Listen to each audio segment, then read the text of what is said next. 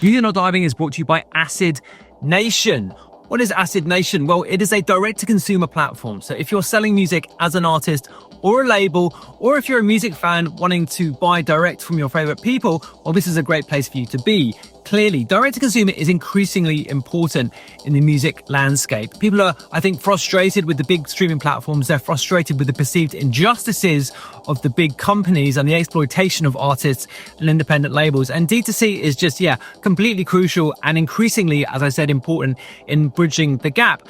Acid Nation has more to it than just D2C, though. They have a wide range of ancillary services, which as a label are really, really useful and really unusual, actually, compared to other platforms in this space. They have their own pressing plant, so they can press vinyl and fulfill the orders for you direct to fans. They have their own streaming platform, which pays out 1 cent per stream, and that is a direct payment, not a pro rata payment.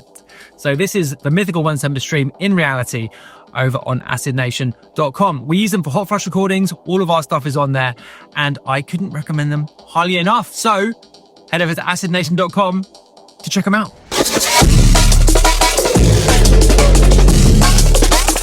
This is Music Not Diving with Scuba. Welcome to the show. I'm Scuba. This is Music Not Diving. Okay, we are back after a week's break. Of course, we had our coverage of my conversations at ADE, our coverage of ADE, which was a really interesting time, I have to say. I had some really interesting conversations, varied conversations. So if you haven't checked those episodes, I advise you to go back and do that. In the intervening period, I've been on tour in Asia, which was a lot of fun, I have to say, particularly shows in Tokyo, in Shenzhen, at a club called Oil, which is great, Potent in Shanghai, which is just, I think, one of the most fun parties in that part of the world, and back in Beijing for the first time in a very long time, actually. So yeah, fun trip. Took an unbelievable amount of time to get home. Crazy delays. Sat in Abu Dhabi airport for 12 hours. Not great. So we had a break last week, but we are back today. And we're talking about techno. François X is a very good producer, a very good DJ. First came to prominence as resident at Concrete in Paris, which was a club which had an unbelievable reputation, and rightly so. I played there a good few times, and honestly, one of the better places to play for a good number of years in Europe. And François, like I said, made his name there, but has just been doing great stuff for a long time, basically, and has a great insight into the scene in Paris and the scene in France, which is something we don't talk about a ton on this show. So great to have him on, basically. So I think let's just get into it, shall we? Without further delay, let's get on the phone with François X. Brought to you by acidnation.com. François X, welcome to the show. How you doing? Thank you for having me. I'm good, and I'm good. How are you doing? I'm good, thank you. Yeah. Where are you at the moment? I'm in my home in Paris. Okay, you're still living in Paris, right? Yeah. You've always, is that where you were born? Are you from there, born and raised? Yeah, exactly. I was born and raised. Probably gonna die here, but who knows? Well, I mean, let's not get ahead of ourselves. Yeah. What is the scene in Paris like at the moment? I haven't played in Paris for, a long time, actually, since before the pandemic, in fact. So yeah, tell me what's going on in Paris right now. I think it's cool. We have 2 new clubs. 2 new clubs in town. One called Future, which I am a resident. And there is another one called Essin, which is was created by one of the guy from Concrete, Brice. Right, it's Brice. Yeah, exactly. I was going to say, is that the name? But what's the name of it again? Sorry, Essin. Like okay. it's like, in French, it's like the bee's nest. You know. Oh, okay, right. Yes, beehive. Got it. Okay, beehive, exactly. So, I think Paris is good. It's always up and downs, but I think we are, after COVID, it was a bit like, not down, but it was like looking for something new. And now we are settling with just 2 new clubs. So let's say, it's nice. Okay. Yeah. I mean, it's obviously, coming out of the pandemic. I mean, it's an obvious point to make, but I think in many ways we're still getting to grips with what it actually meant and what it did to people and their relationship with music and their relationship with clubs, right? I mean, I think we're still figuring it out, in many ways. Yeah, definitely, and especially in Paris, because there was a party in Paris, which was like a big one, Possession, which was mainly outdoors, like warehouses and outdoors parties. And they were doing parties, like unofficial parties during COVID. So, and the funny thing, it was like, I was talking with the organizer, which are friends of mine, and they were like telling me that some of the crowd were like maybe 16, 15 before pandemic. So they didn't know how to party. They didn't know how to party in a club because they never went to a club, So it was pretty funny. But yeah, pandemic was I think it was a big thing for all of us in the industry. So even in Paris, it was like catastrophic. And after that, it was like, on the production side, it was cool because there was a new French wave of producer, which was like starting to pop out. But on the club scene, it was really devastating because for the record, I was supposed to play a party at a club called De Brut, which was the temporary location for Concrete because the boat was shut down. And one of the organizers called me that say that they were not organizing the party that day because it was the first day of, they were announcing the lockdown in the afternoon. But I was like, okay. And he told me that, you don't understand. It's over and over. We cannot survive not doing any party anymore. So it's over. Right. And I was like, shit. All right. So, yeah. Yeah. It just caused just untold destruction to so many different things, didn't it? And, I think particularly where, so many club scenes around the world were on a sort of edge anyway, because there's obviously so many pressures that small venues in particular have to deal with, and the pandemic just exacerbated it and made all those things that much more real and that much more intense, and I think basically everywhere in the world that had a good club scene was just upended to some extent, in some way by that period. And then the kind of in the few years since, it's been a case of kind of trying to shake it out. I'm from London, and the London scene is, historically been extremely healthy. It's been able to support just a lot of venues, a lot of different parties, and that's still true to some extent. But it feels like there was a big kind of shaking out, and like you say, part of that process is new people coming in and new styles of music, and some of that is absolutely positive and absolutely healthy. But then obviously there's some problems that come along with it. Tell me some more about the yeah, exactly. Tell me about the new people coming up in the Paris scene and the French scene. The music changed quite a lot. Your music's changed quite a lot in this period. Tell me about that. Tell me about the new stuff which is happening. So basically, I think the music in Paris changed a bit just before COVID, like 2019, and I was like playing in some parties in Paris, and some of the warm-ups were done by like new faces. And I think during COVID, during the first, let's say, not the first lockdown because we were locked down, but the second lockdown, in Paris, I don't know how it was in London, but in Paris, in France, we had the first lockdown. Then we had some, let's say, some breathing hair, like between the first and the two lockdown, like 3 months of freedom. And I think I've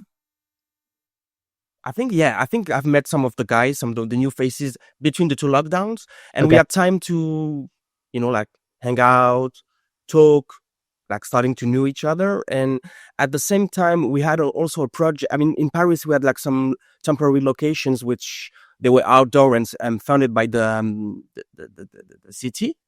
And they were organizing this kind of events where they were like giving you money and you set up a live show. And which one of this guy who started to bond and started to draft music, and I proposed him like, hey, let's do like this live. We can have some money to do it. And it was, yes, he was into it. And this guy was Mac Declo. So we started to bond together, to share. And the cool thing about it was like me coming from the previous generation, you start to like also finding some echoes in new people's, like some like similarities in music taste, in also how to yeah, how they were like I don't know, like loving the same music, loving the Sure. same way of partying, and etc. So we Yeah. starting to bond, and then like then the rest was history. But there was like this small crew of Parisian people like Mac Declo, like Hazy, you have Kus. So they were like also people who were coming to see us, to listen to us at Concrete when they were like really young, All like right. Okay. even Yeah. not So allowed they to kind of win knew a club. little bit about what was going on, right? Yeah. Yeah, definitely. And you were like talking with them, and then like they we were looking to up to you when you were like a resident at Concrete, and was right, thanks. So it was a natural process in a way, like the youngsters became like adults or like more mature or whatever, and we started to be to consider ourselves on an equal level. So, and for me, it was also refreshing. Sometimes you're like always hanging out with the same people, and you can end up in the loop, not a vicious one, but the loop. And Yeah. sometimes Right. you need Yeah. some fresh air. Like some, and yeah, they gave me like a, let's say, a new way of seeing things, bringing to new ideas, fresh ideas to the table. So for me, it was also maybe a need, to not reinvent myself, but to evolve as an artist.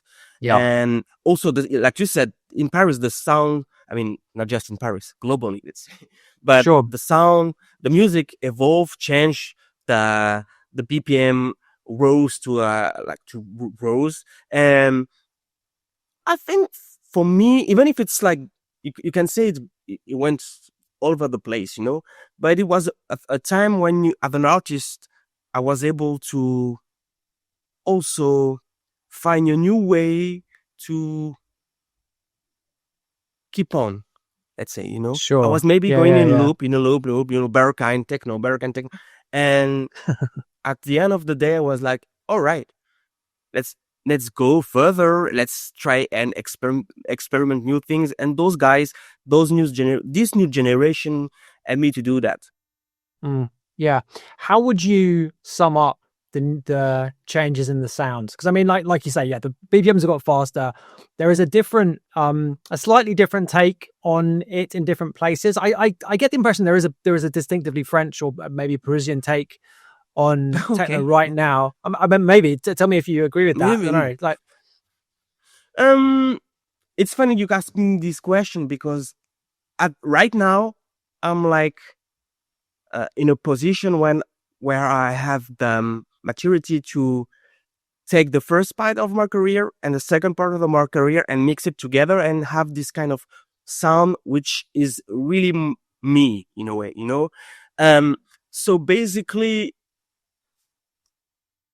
I think there was this, I mean, the new generation brought to the table a way of being more free to experiment with other sounds, like, let's say, like more trancy stuff, more harder stuff, more whatever stuff. And I think for us, the previous generation, we were more strict about right. what techno should be.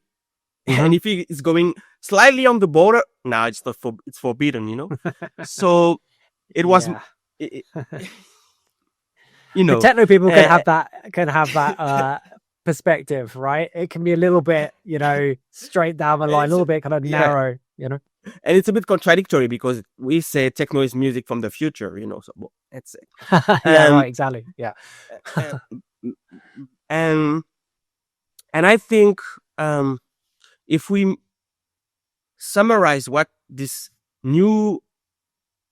what was then, just after COVID, this French typical techno sound, it was something, let's say, sexy, always refined, not vulgar or cheesy.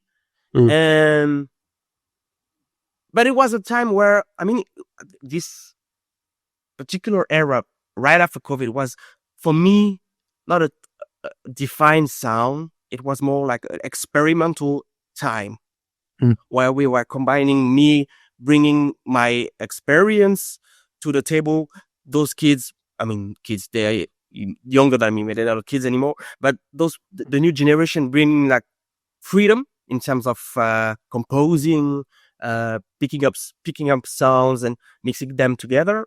And at the end of the day, it was like an experimentation process. And the funny thing is, this experimental time went to a peak in terms of BPM, in terms of it's sound elements or whatever. And at the end of, after this peak, we went back, or I don't want to use the word back. We went, we digest everything, and the essence of everything,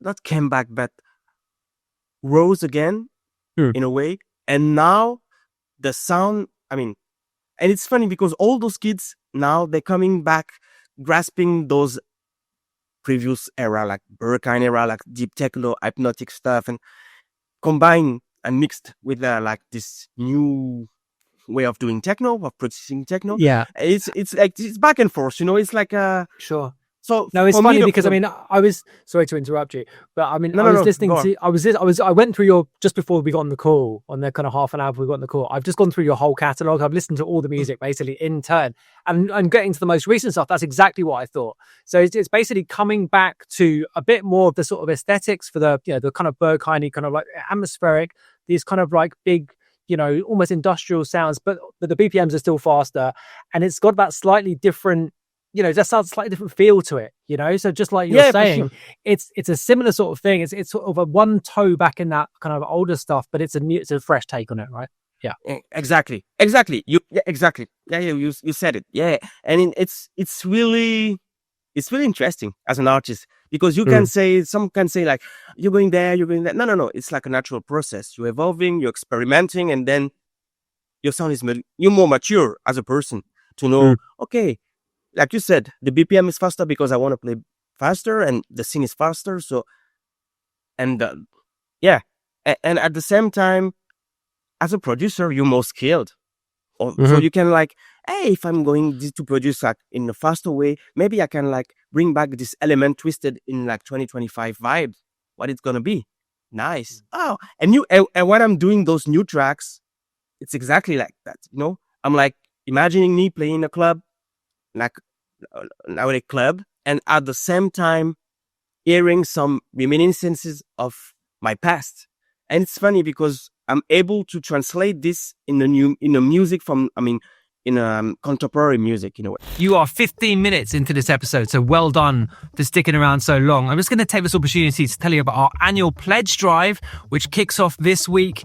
As a supporter of Music Not Diving, that's what you're doing when you join the pledge drive. You get a free Music Not Diving t-shirt delivered to your door completely free of charge, and you also get to join our community too. So head over to scubaofficial.io/support for all the details of the offer, or just head over to patreon.com/scubaofficial to go directly to the source.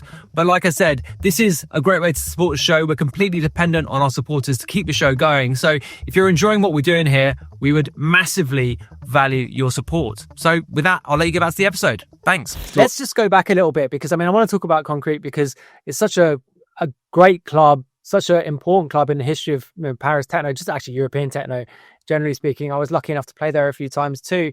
One of the things I really like doing on the show is getting people to describe clubs which no longer exist, right? And like you said, very unfortunately, Concrete is no longer a thing. So talk to me a little bit about Concrete. Like, what was the origins of it? When did you start being a resident there? Were you at the very start, or did it come slightly later?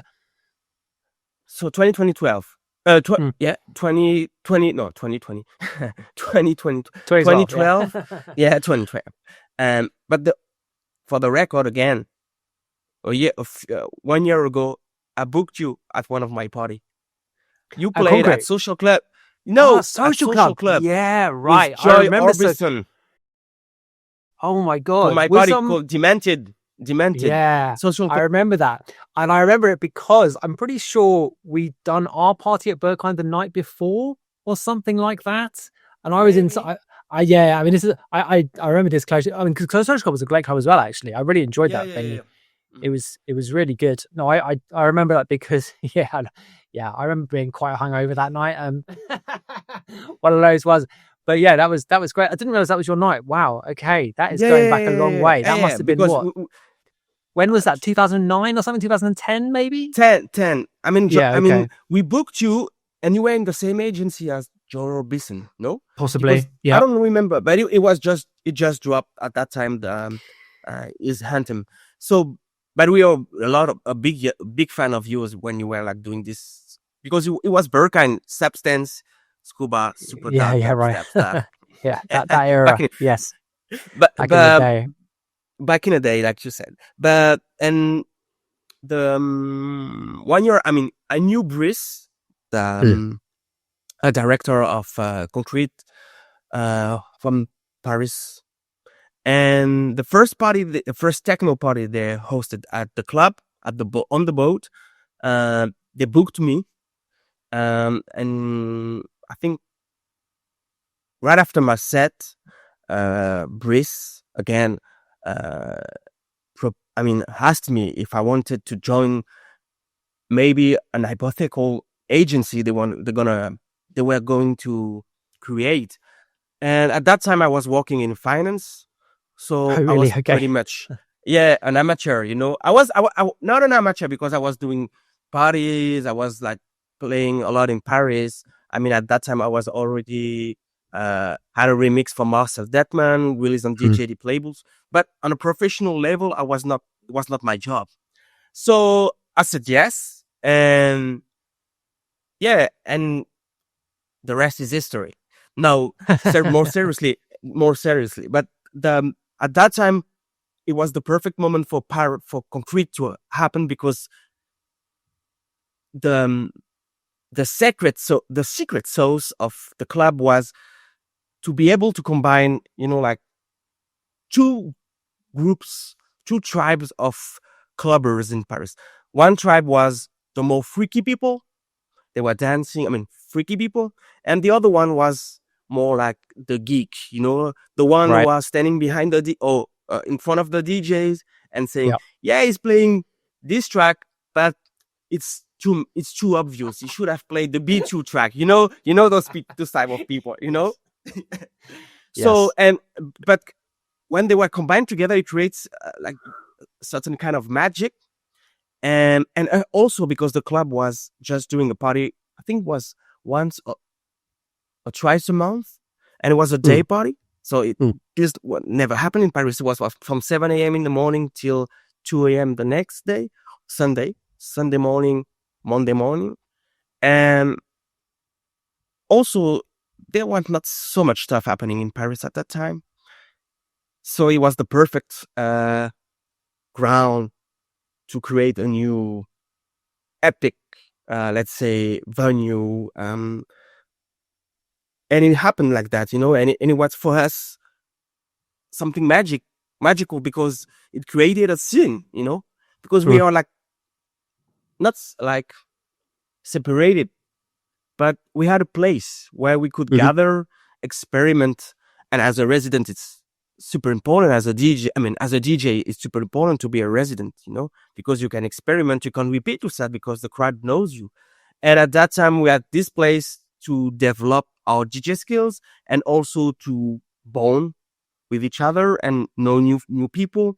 And then during the week, like, let's have a studio session, let's exchanging ideas. And then like Concrete was the CBGB of our techno scene in Paris, right? Like a place to create a scene. So and it lasted like 7 years, and it was really dope. We had festivals also on the side. They started this weather festival, which was really big. Concrete, let's say, created we put Paris. I don't know if I can tell this for my period, let's say for my era, like Concrete put put Paris back on the European techno scene. I think that's definitely true. Yeah, that's definitely true. Because I mean, of course, you have this kind of legacy venues like Rex Club and these kinds of places, but as a place that's really brought it up to the minute, you know, made it the absolute, you know, what was happening right now. Yeah, absolutely. That was the thing which really did it. And I remember everyone was so excited about it. You know, when people started hearing about it, people wanted to come and play. You know, like, wow, I need to go to play this place in Paris. And that hadn't been the case for a while before that, right? Like you said, there wasn't a ton going on. Go on. But the thing is, we like, I don't know how to say it in English, préparer le terrain. When you like set up things before the preparation, right? Yeah, but we kind of like set up the landscape we are with our parties, like Demented, because at that time you have to remember the precursor to the what happened. Let's say because at that Paris, like mid 2000s, was like famous for the French Touch 2.0, like Headbanger Justice, like post Daft Punk. So Social Club was a club for them, you know, like Brodinski, Gesafferstein, and stuff like that. So the kids there, they were like crazy about that sound. And with how party like Demented, where you were invited, we brought like all the new techno scene, like Central District, Marcel Detman, even we were, because at that time we remember techno and dubstep was like kind of close together. Yeah, like there was some cool stuff happening. Yeah, absolutely. Yeah. So we brought Shackleton, and at some point when we brought Central District, it was like 2010. So they were just released their first album, which was massive in the techno scene. They were like punk, so they had this like, really like rock star like kind of fame. And I remember when we were where I was through this party at the Social Club, everybody went crazy.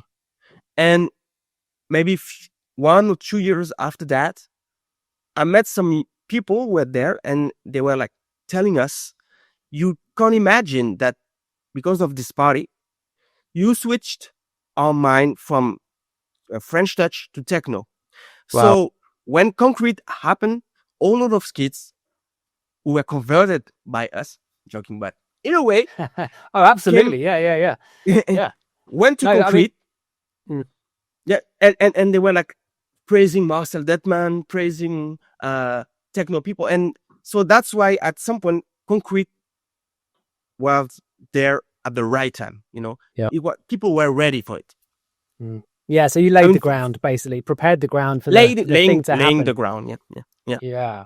Right. I mean, so just for people who never went, the legendary boat venue of Concrete, just describe what it was like in there. Like, what was it like to walk in? What was tell me about it.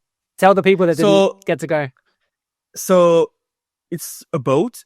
In French, we call it a barge, but it says the same in English, a barge. 2 floors. Yep. The outdoor floor was like, there was like a dance floor as well, and a big bar, and was located on the scene. So pretty much you could see Notre Dame, you know, like the famous church from Paris. And on the ground, I mean, it's the top floor. The ground floor was like indoor, but with like on one side only windows, so you could see like boats sailing while you were partying. So it was amazing.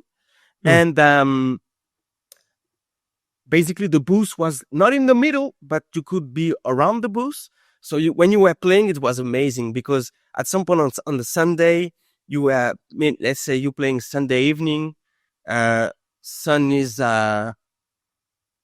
still there, but yes, well, let's say, okay, the sun is rising, and not rising, the sun is shining, and you're playing, and you have a lot of people around you, and the booth was super well built, and you have to imagine that when you when you have a new club in town, the energy is like at this level, you know? So people were like crazy. They were screaming. No matter what track you were playing, you could, and you know, when people are screaming, you don't have to think about any tracks. You just like, okay, I'm going to put that. So it was like a really big moment on Sundays, once a month, like people were telling you, where are you going? I'm going to Concrete. And when you were playing, you were like, you knew from the day you were asked to play that this party gonna be dope. No, you know, as a DJ, even if you are like one of the biggest headliners, sometimes you can't be sure of what to expect about this show. But this one in Concrete, I mean, those ones back then at Concrete were like per se 100% guarantee a success. I mean, it's So yeah. I mean, that's exactly how I remember it too. Yeah, absolutely. Yeah, 100%. So, and especially you have to, during winter, when the, like this kind of moment during the day when you still have some reminiscence of the sun and the night is coming slowly, it was magic. Because I don't know why, it was crazy. Because it was cold, a bit cold outside.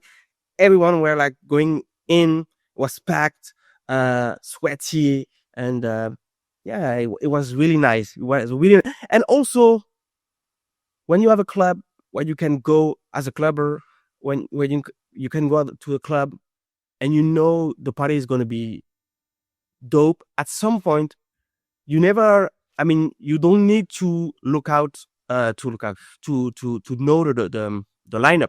You go there with a smile on your face, and then when you can multiply these smiles by 10, 100, or 1,000, you have like a crowd, which is I don't know, like so energetic that it creates this kind of really magical vibe, And I think Concrete, even, I mean, it was all about that energy, like it was like crazy.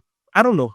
I don't have the words to define it properly, but yeah, it was really a nice moment for me, and I think for Paris.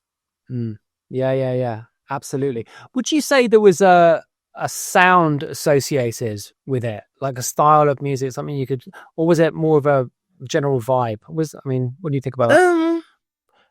Okay, for me, I would say I'm not sure, but from what I can hear from people, that sound, in the techno sound we were doing, because Concrete was also house music, the techno sound we were doing with Antigone, Shlomo, it was not all about, but it was pretty much deeply infused with this kind of melancholy, ethereal pads. They were saying like celestial techno. Some people were saying, and like elegant, like something really elegant, like. So yeah, I think this is the sound we were doing at that time. Yeah, right. Antigone was also a resident, wasn't he? With Shlomo. Yeah. Shlomo. Yeah, he was as well. Yeah.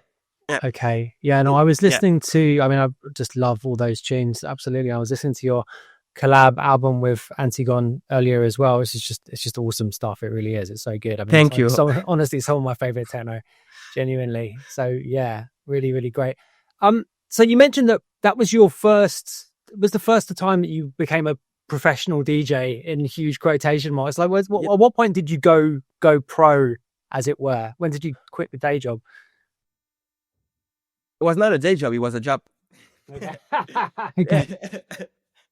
I was normally, if I was, the finance industry kicked me out, so I didn't. I was not this guy like, I'm too rich, I'm gonna do music now. I think it was 2015, like early 2015. Yeah, okay, like 10 years ago. Sure, but you started DJing quite early. Pretty much. I was reading that you start. Yeah, no, I read that you started DJing like all the way back in the late 90s at fashion parties. Is that correct? I'm pretty sure I read that. No. I started DJ. I need to correct false biography up there. Okay. No. But I started I think like 2001 started DJ. No. Okay, I so not started far DJ off, like yeah.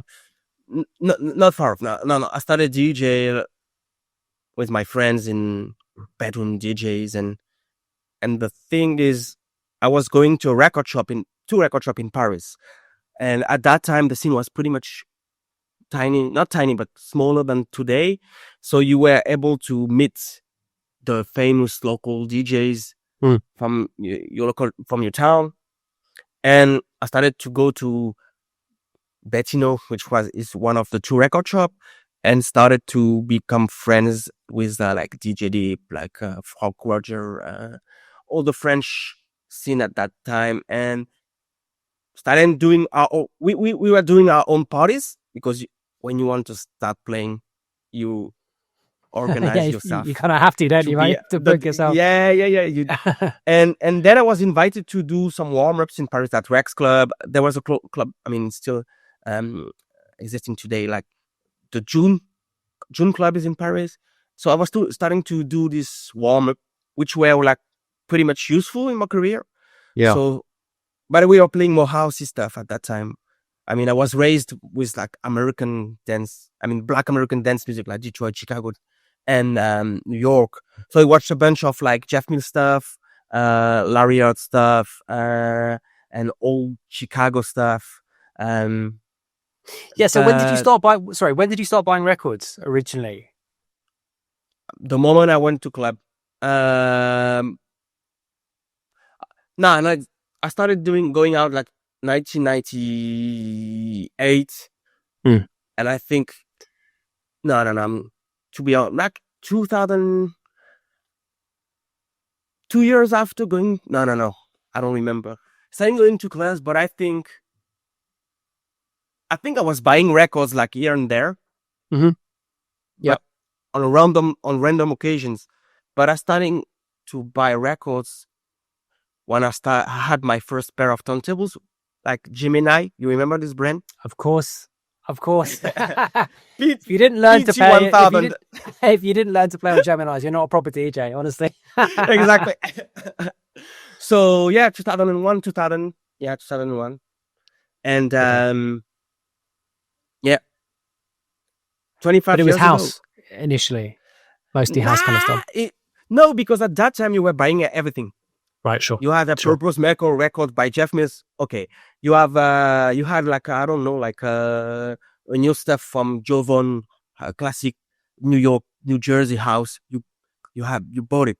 You had like something from I don't know, like Derek Carter. You bought it. You had like also some disco stuff. You know, like a new reissue on. Well, I don't know, like a new reissue from a Soulful record. You bought it. So and like I remember like going there and there is a studio on Cox and Dub on BBE or whatever reissue or like a never released album. Super, you bought it. And that's where the François X came from, because I was young. So imagine, yeah, it's too expensive. So you put them on hold, and my Bettino, the record shop owner, that put François X on the bag. So it came from here. But yeah. So I was so you could have many stuff. You could buy many stuff, different kind of music, electronic music. But yes, at that time, 2001, Paris was really onto like house music, proper house music. Like, like classical New York or Chicago house music. So yeah, we've had Chloe on the show a little while back. We were talking about this era with her. It sounded got quite a fun time actually in Paris. Yeah. in that, and they were the other tribe, right? They were playing different. Okay. So Yes, that was a slightly different thing, but it was the era before the whole headbanger thing happened. And like when that hit, was that immediately the thing that people got into? So, or how? Tell me about how it developed. Yes, interesting. So basically, from my point of view, 2002, 2002, you had, I don't know if you know these people, you had a party in Paris like from 1995 to early 2000s called Respect. Yeah. They were pretty famous. And they were like mainly doing this kind of house music. They also started to be the first people who booked Daft Punk. Right. So Paris was always this kind of like Dimitri from Paris, Laurent Garnier, DJ Deep, rooted in classical electronic music. Like 2002, huge because Paris is a fashion city as well, you know? Of course. So everything is hype, is cool in Paris. Electroclash before Headbanger. Yeah, Electroclash with like international DJ Gigolo. Electroclash was a huge thing in Paris. And then from there, I think Daft Punk started to become like super huge, like with 2 years ago with the Discovery album. Yep. But I think it was 2005. Why? In Paris, you had clubs, and then the trend was to have this kind of laid-back bourgeois atmosphere in Paris, to go to clubs without proper DJ. So they were starting to have DJs who were cool people, you know, like at the same time you had the hit girl in New York, you know, like this kind of like mid 2000 people. And then in Paris you had clubs where you had they were playing rock and roll, French songs, a bit of electronic music, but it was more laid back. They were not caring. And one of the two clubs called Le Baron had a sister club called Le Paris. And there, Kitsune started their label. They not started the label there, but they had party there. All the people around Justice were going there. And at the same time, you had Social Club, which was a club called Le Triptych before, which was a club which was more about experimental electronic music. And you had those two clubs started the wave of French touch. And then Pedro Winter started Headbanger, and then boom, they conquered the world, you know, with DJ Mehdi and everybody. So 2005 to 9, 10. I mean, they're still going on. Yeah, sure. But that was the peak. Yeah.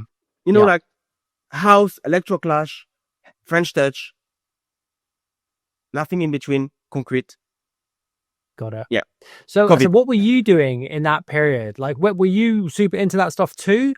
Or were you... No. Okay. No, I was pretty much... So, all right. Let's dive a bit. So, house music, I have dates, precise dates. Okay. I was going to a party. I was doing warm-ups, you remember, I told you. And I was doing some warm-ups at this club called June, which was a club mostly famous for hosting house music, you know, like New York house music. Sure. Yeah. Like all this scene, like also Chicago, but Ron Trent, Moody Man, at the same time Louis Vega. And one day, I mean, on Sundays, you had a party called Dance Culture, which was like a party for like house dancers, pretty much mimicking what was happening in New York. And I remember there was one gig with Carrie Chandler. Okay. 2005. 4 or 5. I don't remember. 4. Okay, who cares? And he dropped 2 unreleased banger, which were like more harder than usual. I don't know if you remember this huge anthem by him called Barata. Okay. Bar. Dun, dun, dun, dun, dun, dun, dun, dun, yeah. I think I do. It's remember like, that. and this track was a huge hit in Ibiza, and on the other one was like 6 Candles and a Light, which was more underground. And those 2 were released on DJ Deep label. Oh no, not Bata. I don't remember. Well, okay. And the crowd was a bit like shocked because it was not like this soulful track, like it was more like tracky. And at the same time, maybe a few weeks or month later, but in French it's the German duo, Yeah. released Reg, their huge Oh, hit. of course. Yeah. Like combined with this track, it was a more techy sound, combining, like this kind of classic house music with this more punchy, techy, I don't know, groove. And I think for me, that was also a defining moment because at that time, I was a bit fed up with the soulful stuff, which was going in circle and it was too creamy. And when Carrie played those 2 tracks, I was maybe one of the few in the room was like happy, was what this is it? Because the sound was crazy and people were like, oh, it's so hard, blah, blah. And also when Rage came out, I was like, wow. And that's when also I think maybe 1 year after, because I remember at that time you had this sound by Inner Vision, like Dixon, who were at that time on still under the license or the umbrella of Sonar Collective, and you had Henrik Schwarz. You remember? Of course, yeah. He was part of the whole thing, wasn't he? At the same time, yeah, for sure. And you had a new sound in a way, more techy. Yeah, it was the kind of the very early Innovision sound, which I suppose was coming out of Minimal in Berlin, because obviously Minimal, by the sound of things, that was never a big thing in Paris, and I think I heard that before. But yeah, obviously it had been completely dominating in Berlin. That's where those guys were obviously coming from. So I think it was partly the reaction to how weird and sort of clicky and I don't know, not very good Minimal had become. Exactly, and also Dixon. It was like more into soulful stuff before. So I played with him before. So basically, this was, like you said earlier, another way of laying around from me as why I moved to techno. Because I was buying techno, you remember when I was going to record shop, Access Record, Underground Resistance, or even like early Blueprint, and at the same time buying a Louis Vega. So I knew, but I was not playing techno. And then 1 year later, went to the record shop, first Klockworks. Who is it? A person, a group, whatever. Bam! And I was like shocked by the sound. Oh, I actually listened to those early Klockworks records recently, and they're so good. They really are so good. I hadn't listened for ages. I went back literally last month. I was like, wow, this stuff is banging. It really is in the best possible way. So 2005 or 6, and first Klockworks, first MDR, and internet was pretty much new at that time. So everybody was on internet since 2001 and 2. There were gigs, forum, like subforum. So I was like, who is it? And you went to New Loop, to any kind of Phonica. I was searching for, I don't know, informations about them. And I was so attracted to buy this kind of music. The bass for me was like kind of reminding me like the early Merc, like MURK records, like huge bass. And I was like, wow, I love that. And it was dubby, so because I was buying also like early basic channel M3, M4 when I was going. So it was dubby. And it was for me, like, it was also still echoing my American dance roots. So I was like struck by it, and I immediately fell in love with this sound. And since then, I'm into this techno music. Yeah, right. Yeah. I mean, to be honest, that era, the kind of, I suppose it's the early Berghain era, right? The early Berghain sound anyway. Obviously, those guys are the early residents of the new venue when they moved venues from Oscar. I love that stuff too, man. It's so good. And it's absolutely stands up now. It really does. It still sounds, it sounds futuristic now. But this, I'm more into this era of Berghain, the first one. Yeah. When you have a remix by Detman, no? Yes. Yeah. Which is super minimal. Yeah. It's not even a 4/4 almost. It's like, and also one, maybe I'm wrong, by Scuba, by Substance. yeah, by No? Substance on the same release. Yeah, the same series of releases So anyway.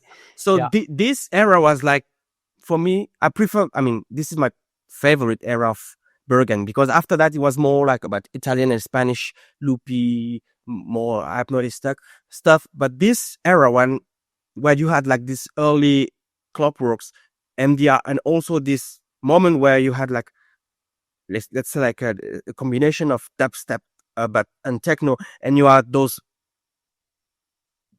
I don't know, like gigantic bass for me, which was the dub, which was Absolutely. dub music. Yeah. 100%. And I was like crazy about that time. I was crazy about it because it was so fresh, so unique in a way, you know, like every day you had a new record. It was like incredible. So yeah, for me, this is my peak time era. Yeah, right. Me too, I have to say. Absolutely. Really great. So when did you start producing? Pretty much later, and 2009. Yeah. I don't know why I didn't start before or earlier, but I think one day I cracked Ableton on a ThinkPad laptop and started to mimicking this Bergen sound. And 2009, and had the chance to, I've been lucky to have like a DJ Deep, who was a close friend at that time, who, let's say, like released one of my, he released my first record, my first EP, but I don't know, he was around and say, yeah, finish those 2 tracks, I'm going to release them. And I was like, you sure? Yeah, that's a good motivation to have, isn't it? Yeah, absolutely. So yeah, 2009, but again, I was producing, on the side. That means I was like working during the day, and when I was in shape to produce mentally, I was like, oh, let's do it. But I started to understand what I was doing maybe 3 or 4 years later. Yeah. I started to maybe like understand what producing is about and learning. But before it was like just like yeah, right. And the Demented label, then when did that start? After we did a series of parties at Social Club, because we were not like promoters. So at some point we booked all the people we wanted to book and listen to, and we had some people around us who were doing music, great music, and we were like, all right, what should we do next? Do we throw more parties? Nah. So maybe not indefinitely. We can do occasion on some occasional way, a moment. But let's start a label, because we're doing so much gathering with people and listening to demos and talking about music. Let's start a label. So 2011, right after the last party. Sorry, go on. Yeah. No. Well, I mean, the reason I was asking about it was because obviously a lot of your stuff has come on that label, and then subsequently the label that you're doing now, which is the home for most of your stuff. So, I mean, there's a couple of questions relating to labels. I mean, so did you know anything about what you were doing? Because when I started my label, I had literally no knowledge about what I was, how to do it at all. Did you guys have any insight into what running a label actually meant or actually entailed? You know, the thing between French and British people when it comes to the music industry, we are so much, we are amateurs, you know, because for us music is like poetry rather than being in industry, you know, rather than a business, right? Okay. Yeah. And I think we had some insights coming from people and all the people around us who had labels. But at that time it was different also because the scene was smaller, so you could easily reach out to people in a way that nowadays couldn't be possible. But we started the label in order to release music people and my music. So there was no goal to make money in a way there was no goal to fund release after release. You make one release and the benefit from this release will be the source of will be the money you're going to invest for the next release. We were much like, oh, this track is amazing. Yeah, let's draft a super cover and then release. Oh, everybody is happy about the release. Cool. We made money. Who cares? Let's start another record. But at some point, there was like a huge mistake, but a beginner's mistake. We would notice that some of our catalog was not online. Right. And I was like going to streaming platform.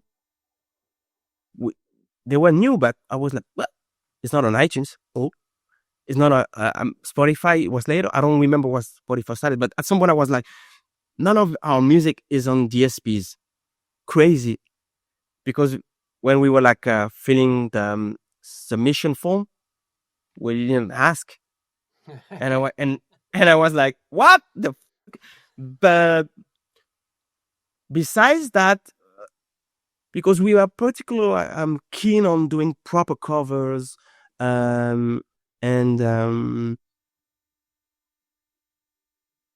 meticulously choose the track's name. In a way, it was done in unconscious, professional way. Right. Because the reaction from the people, the outcome was pretty much positive. Mm-hmm. So we were never fooled by anyone in a way. Yep. We were never losing money. And at that time also the scene was pretty much craving for records, for music. So, but I think I was more struggling to become a professional artist rather than a professional label manager. Sure. Because sorry. No, I was going to say that was basically the same as me, right? Because like I said, I went into it with just zero knowledge, but the desire to put out what I considered to be great music, and, lots of my friends were making great stuff. I was learning to produce. So that was really the motivation to start this, which is a business, a record label was supposed to be a business, right? But like almost exactly as you say, I was just like, well, if we break even on this, then great. Let's just move out to the next amazing piece of music that I want to put out into the world, And I think it's a really healthy attitude to have, to be honest, as a label person, someone who's running a label. It's a great attitude to have. And if you can make it work, then even better. But there was a second question I wanted to ask about this, though, because this is a question that I had come in from a member of our audience who asked me about getting started and self-releasing your early material, and whether it was a good idea then, and whether it's still a good idea now. So, how do you think if you were starting now, would you start a label? How would you do it? Do you think? Honestly, I don't know, because it's two different paths. When you start to release your music on your label, you start to become independent from day one, and then you start to love that. And not loving that, but more like you want to control everything. You want to have a control of when is the release going to come out, how the cover should be, etc. I don't know. It's a good question. But nowadays, it's difficult to pick a label who stands out and say, this is the platform where I want to release, because I know the outcome will be super professional, super positive. Everybody has a label now. So all the labels are tiny. And if we speak about a label, for me, that can help you develop your profile, artistic profile, and also your profile as an artist to be able to tour. Nobody has money to do it. besides Yeah, Excel I know, that's or true, Ninja yeah. Tune, you know? So Yeah. for me, nowadays I don't see, for example, as a DJ, when I'm receiving promos, I don't care about the label I'm listening to the music, but I'm not saying like seeing like, oh, this label has really good artist, and if I have a friend who's starting, should I advise him to sign on this label? Because this label is gonna do what, like a promo, and I'm gonna receive it, and that's it. Yeah, And that's does the he have thing. the money? Everyone's doing the same thing, and it's not much, but it's kind of what you have to do. Like you say, sending out DJ promos and what have you. But there's so many DJ promos, so how do you possibly differentiate yourself from all these other releases? I mean, this is something that we face with Hot Flush now. It's like, I mean, and like you say, it's like it's so different to 15, 20 years ago when there were so many distinctive labels which you really knew were, you know, it was a sound, but it was also a sort of stamp of quality. You know, you kind of knew it was going to be, it was going to be great. And I think basically because everyone is now incentivized just to release tons of music, right? Because I mean, that's the way the DSPs work. You're just, that the incentive is just to put out as much as you can. And almost by definition, it's impossible to keep the quality as high as if you were just doing half the amount of releases. So everyone is just swamped with this. Exactly. Some partly great music, but also quite a lot of music which would just never have come out before, because, that's just what you're told to do now. And I find it really frustrating as well, man. I mean, it's like, I wish there was more space for each release. I wish we could Definitely have 3 months between each release, so you could really let it kind of breathe and let it kind of sell out, and just allow people to get to know it. Nowadays it's like a tune has got like a shelf life of a week if you're lucky. It's even crazy. a day sometimes.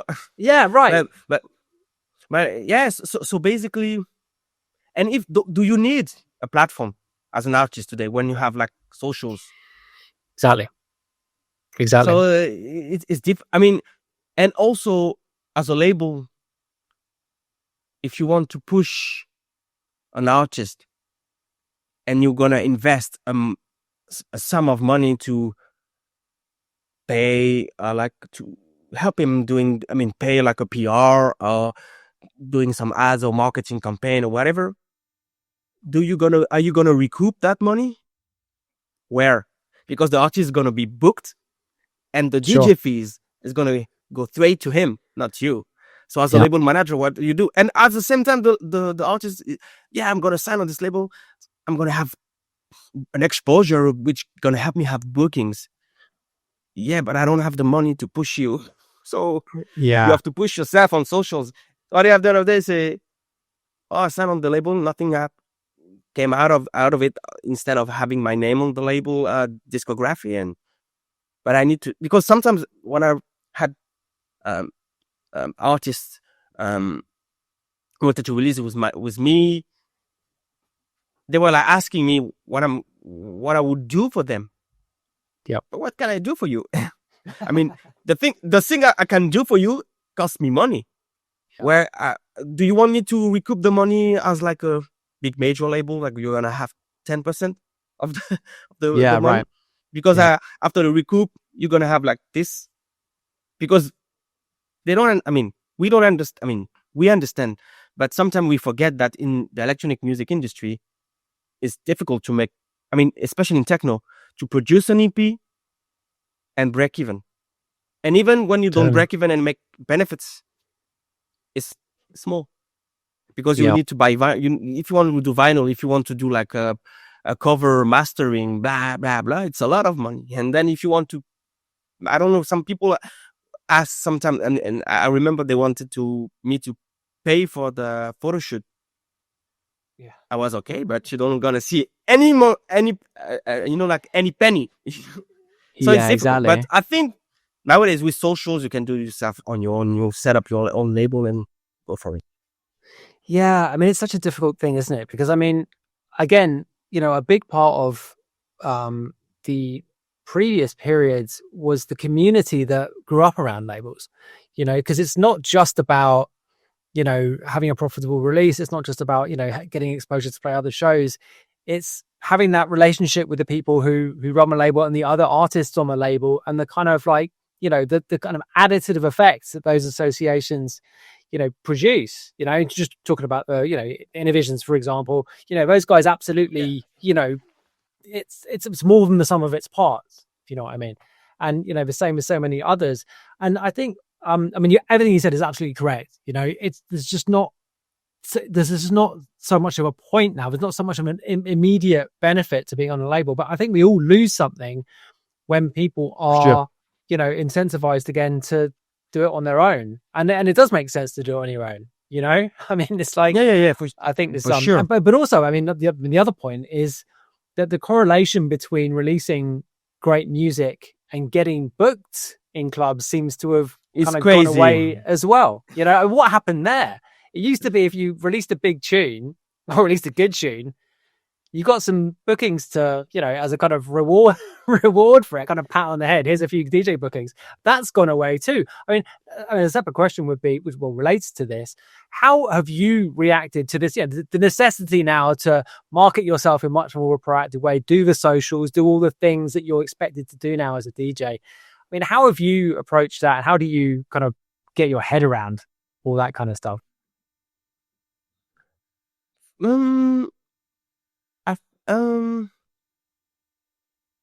50-50. I will say that at 50 love it, because I think as an artist it's an extension of yourself. You can market yourself like to give a clearer understanding of what you want to say or what you are, especially because I love aesthetics, like design, clothing. I like to create a world, and I think it's also fair to be an artist. For people as an artist to refine your art, global artistry, music, your persona, etc. The other 50 is not about disliking the social or the marketing side of an artist nowadays, but it's more like the struggling. Because you can like it or dislike it. It's a struggle for everyone, even the big ones, even Kim Kardashian, I'm sure she's struggling with socials at the end of the day, but because it's like tons of pressure. Should I?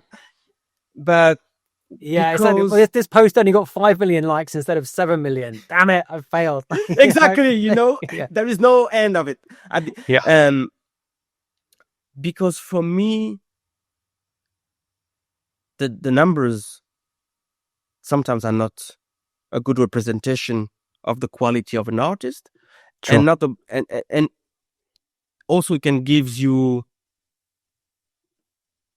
a huge deception if you make like a good tune and the numbers are not like, you post about something about it and nobody cares, but in the clubs everybody's playing it. Where should what channel should I trust? The reality channel or the virtual channel? So, and like you said, now the industry is leaning completely towards the virtual numbers. And if you are like, you have a good tune or good EP or good project, there is no guarantee you're going to be praised for it. If you make an anthem, everybody's going to say yes. But if you made a good tune, no, but sometimes it's going to be a miss. And you're like, and you're going to be like this torn in two parts. Like, should I be full on socials? Like, becoming a digital content creator, like, okay, I'm doing a DJ, I'm going like blah, blah, blah, blah, but not music. Yeah, exactly. Because that's at some point, you're doing that to promote your music, but at some point, like, I'm doing that to promote my music. Okay, I'm just going to do that.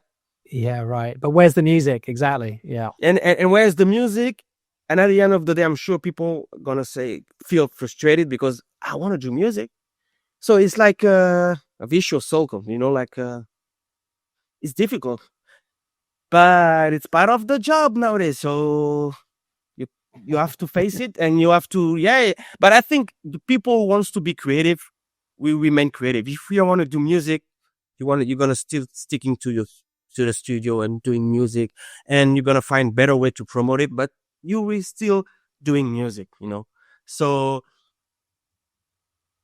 at the end of the day, for me, when it becomes too much of a struggle to be on socials, and I'm like, I don't like it, and 1 day or 2 days in the studio will help me, like, this is why because this days in the studio will give me additional years of motivation, So I'm okay, 1, 2 days, 3 days, for 1 week, in the studio, I'm happy. Okay, let's go back to socials. I don't care. Was that a studio? And because at the end of the day, I'm studio and playing. That's it. This is my job. So I need to, it's like I need to find a balance. Sure. Yeah, exactly. It's tough, man. It really is. But I think you're right to say that actually the positive side of socials is that it gives you an opportunity to do a bit of world building, to create something which is a bit wider than was available, maybe previously.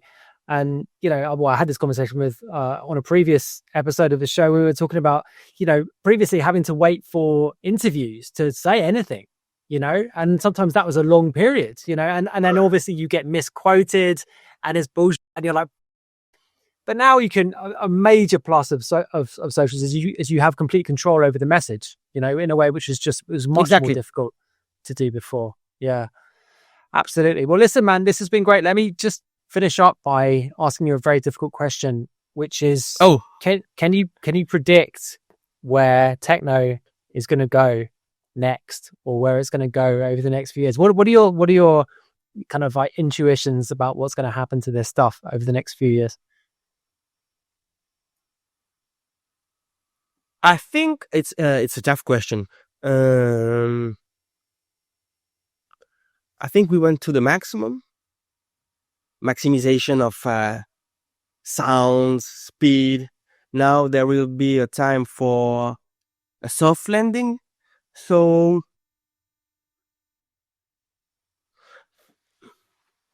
what I would like is techno should maybe be more infused with its roots. Let's say like more, not going back, but more infused, like more black, more groove, more, more soul. Yeah. I think that could be, I don't know, but I'm not predicting. It could be some kind of, because the day we're living in nowadays, the world we're living in nowadays is so chaotic. So that's at some point that people will need some kind of soul and love, and like this kind of, love, peace and harmony, So the techno roots are like based on that, Yep. So more infused with Black American roots, dance music. Black electronic and dance music roots could be nice, but I think it's gonna be back. And more dubby stuff, more like the era we loved. That would be nice. But I would like that to happen. Yeah. Like this kind of more body stuff. But let's see. Absolutely. Well, listen, Francois, thank you so much for coming on the show, man. Thank you so much, Paul.